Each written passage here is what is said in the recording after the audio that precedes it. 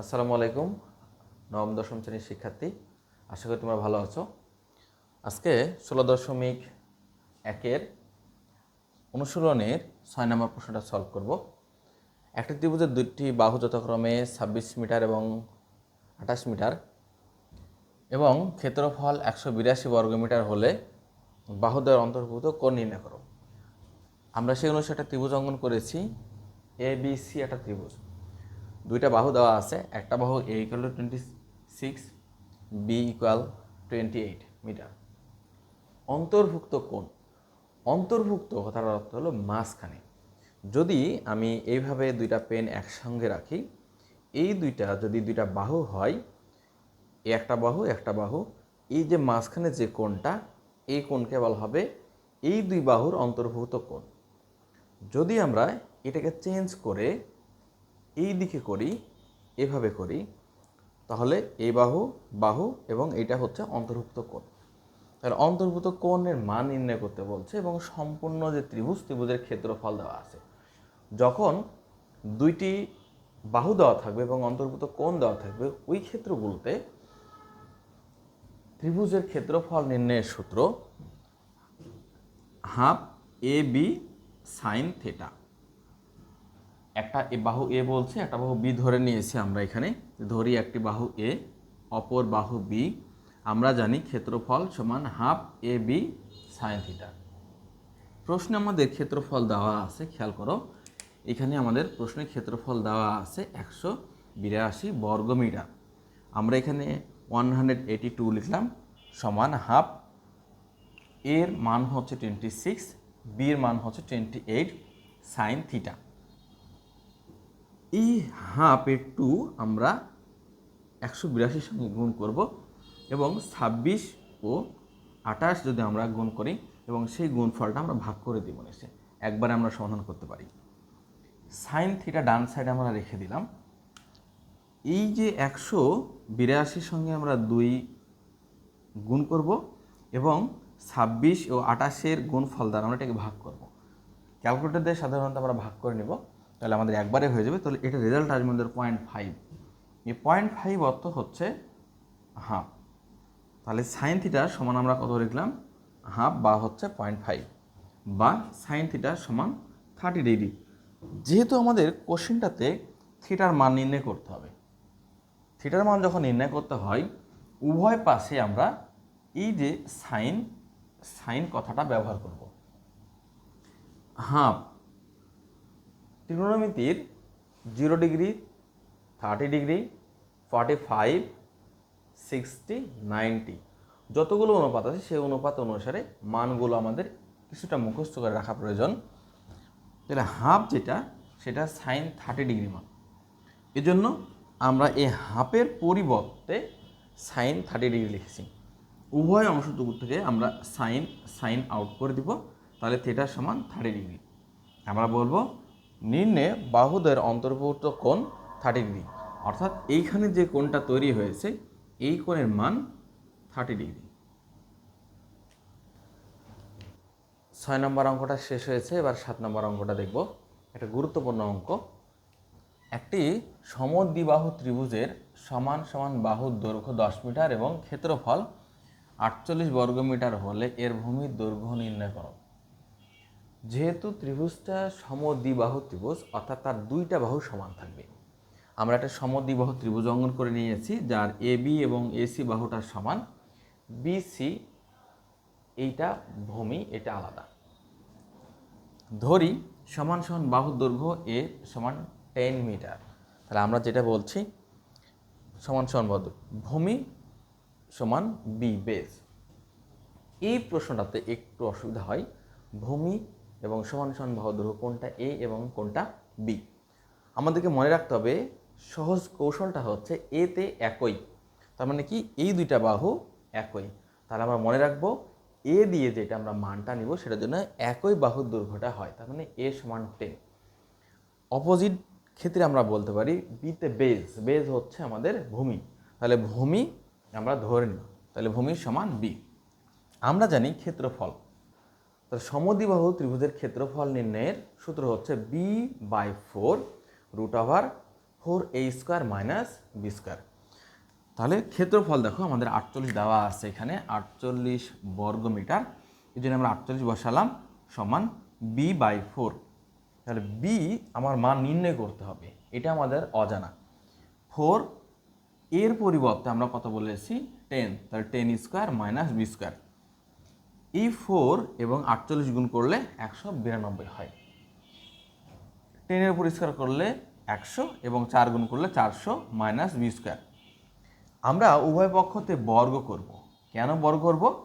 বর্গ করার কারণটা হচ্ছে এই যে আমাদের একটা স্কোয়ার রুট আছে, রুটটাকে আমরা রিমুভ করে দেওয়ার জন্য বা সলভ করার ক্ষেত্রে আমরা এখানে দিয়ে নিলাম।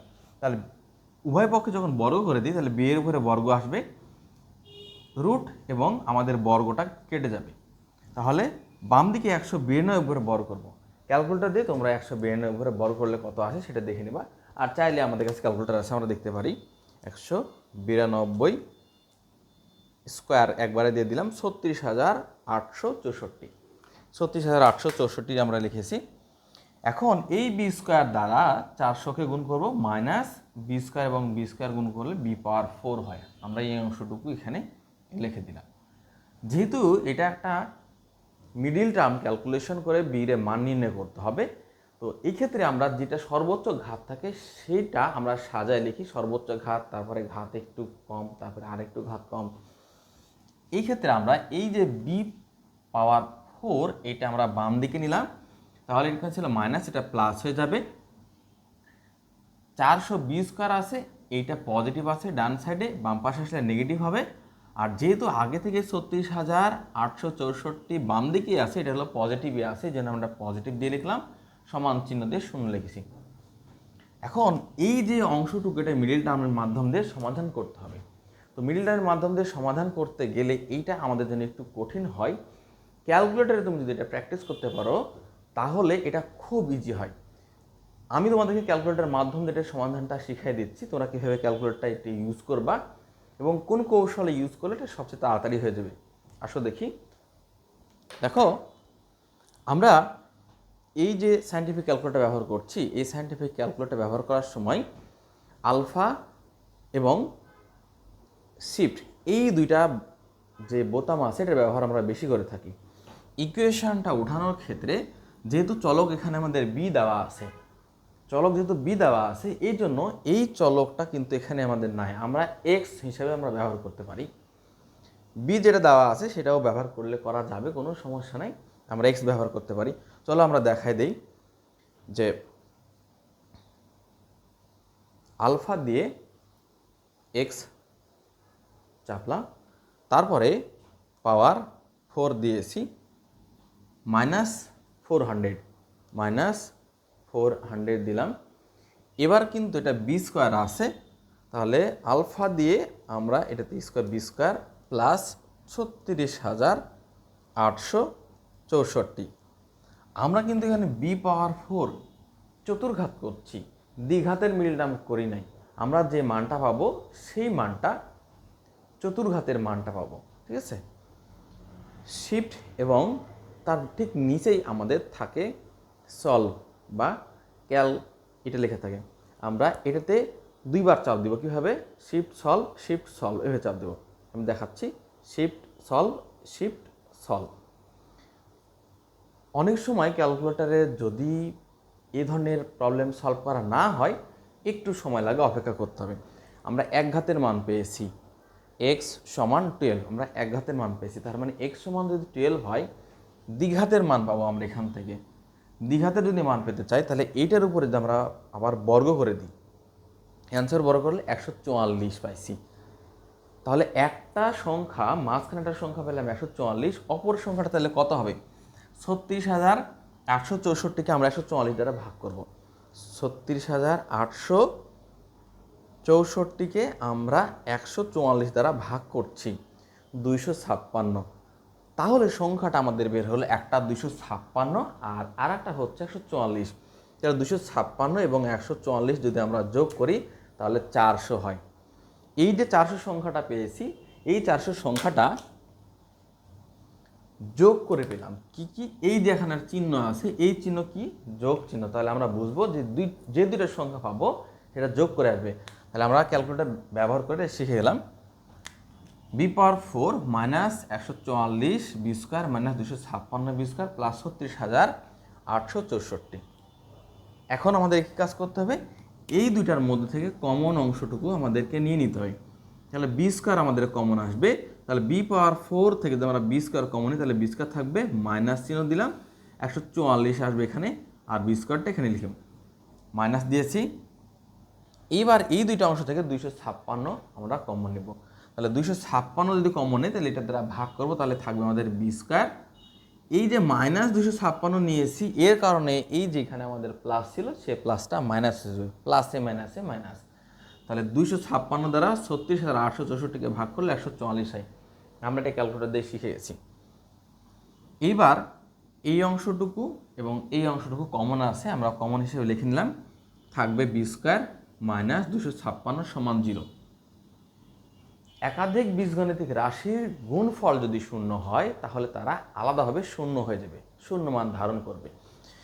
এইটা একটা রাশি, এইটা একটা রাশি, তাহলে দুইটা রাশি আমরা দেখতে পাচ্ছি। এই দুইটা রাশির গুণ অবস্থায় আছে উৎপাদক, অর্থাৎ গুণ অবস্থায় আছে, তার মান কত, শূন্য পেয়েছি। তাহলে বাম পাশের যে আমরা রাশি পেয়েছি সেটা সমান আমরা শূন্য লিখলাম, অথবা আমরা ডান সাইডে যে একটা উৎপাদক পেয়েছি বি স্কোয়ার সমান মাইনাস 256, এইটার সমান আমরা 0 লিখব। বি স্কোয়ার সমান 144, বি সমান 12, কারণ 12 12 144 হয়। এবার বি স্কোয়ার সমান 256 এবং বি সমান 16। তাহলে আমরা যে মান বের করতে চাচ্ছিলাম বি, এই বি এর আমরা দুইটা মান পেয়েছি, একটা 12 আর একটা হচ্ছে 16। আমরা 16.1-7 নম্বরে পরে এবার এখন আমরা 8 নম্বর করছি।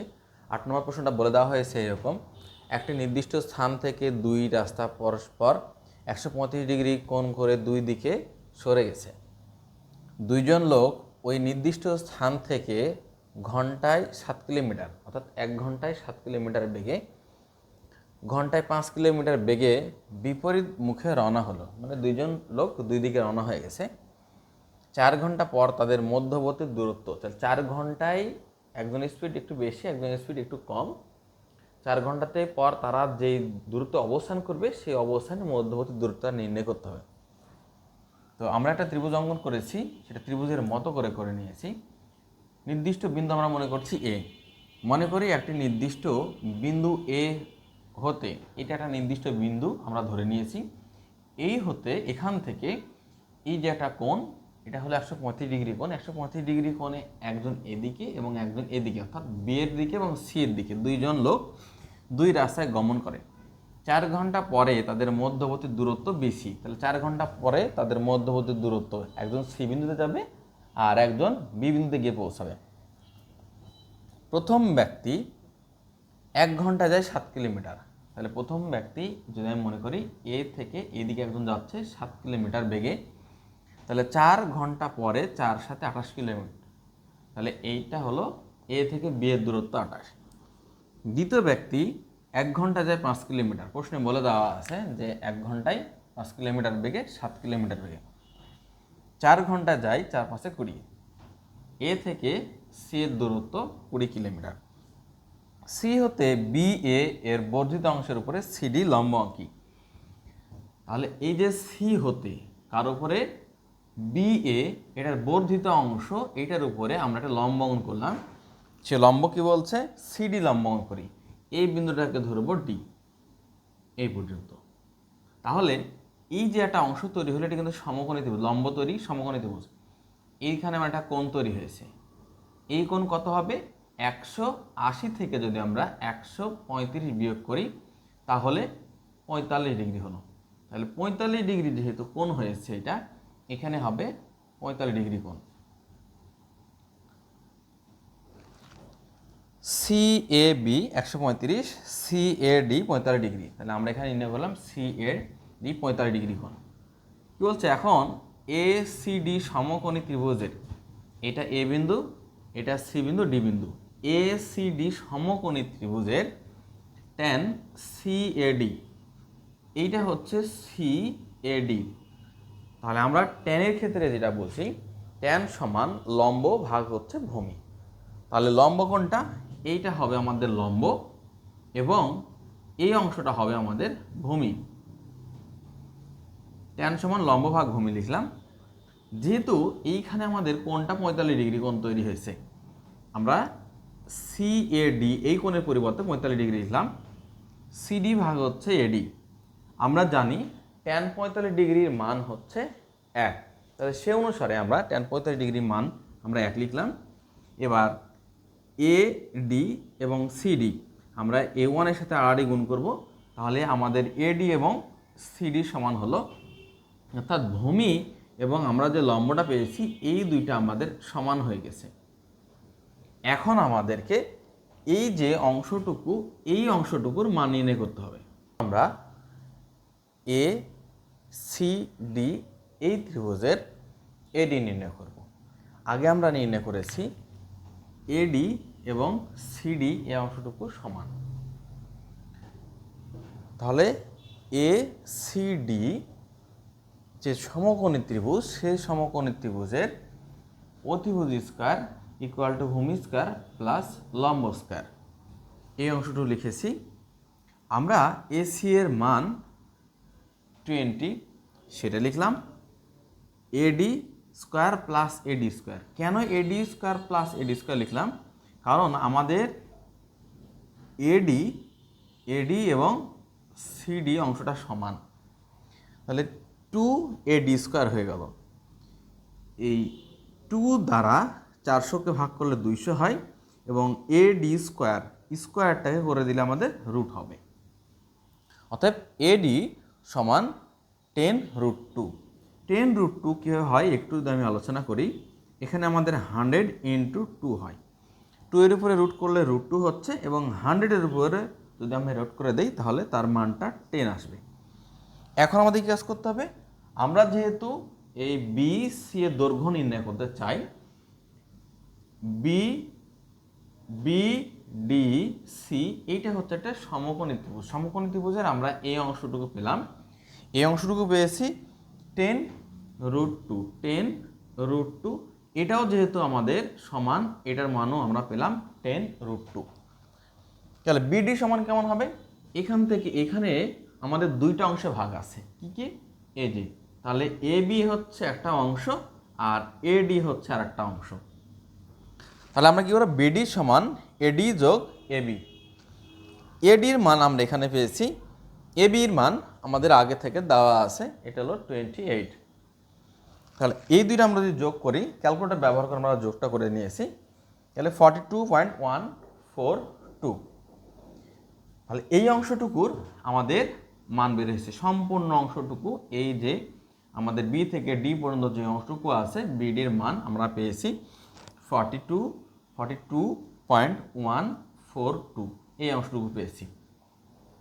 এখন সমকোণী ত্রিভুজ, কি কি সমকোণী ত্রিভুজ? আমরা বিসিডি সমকোণী ত্রিভুজ বলছি। বিসিডি সমকোণী ত্রিভুজের এইটা হচ্ছে আমাদের অতিভুজ, যেটার মান আমাদের নির্ণয় করতে হবে। অতিভুজ স্কয়ার ইকুয়াল টু ভূমি স্কয়ার প্লাস হচ্ছে লম্ব স্কয়ার।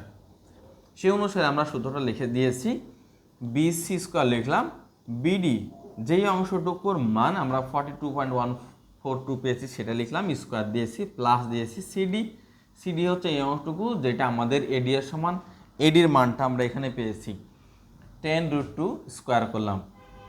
বিসি, তাহলে আমাদের কী হবে? এই স্কোয়ারটা রুট হয়ে যাবে। 42.142কে যদি আমরা বর্গ করি ক্যালকুলেটরের মাধ্যম দিয়ে 1775.948 প্লাস, যেহেতু এই অংশের উপর বর্গ করলে 200 হবে। কেন হবে? কারণ আমরা এখানে এই অংশটুকুর উপরে বর্গ মূল করাতে আমাদের আসলে 10√2, তাহলে আবার যদি এটাকে বর্গ করি তাহলে আমাদের 200 চলে আসবে। আমরা এই অনুসারে এটা লিখে দিলাম।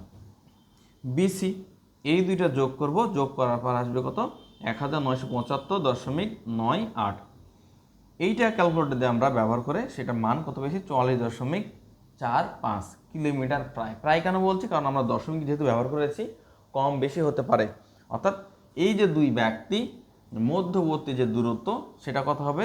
44.45 5। এটাই হচ্ছে আমাদের অ্যান্সার।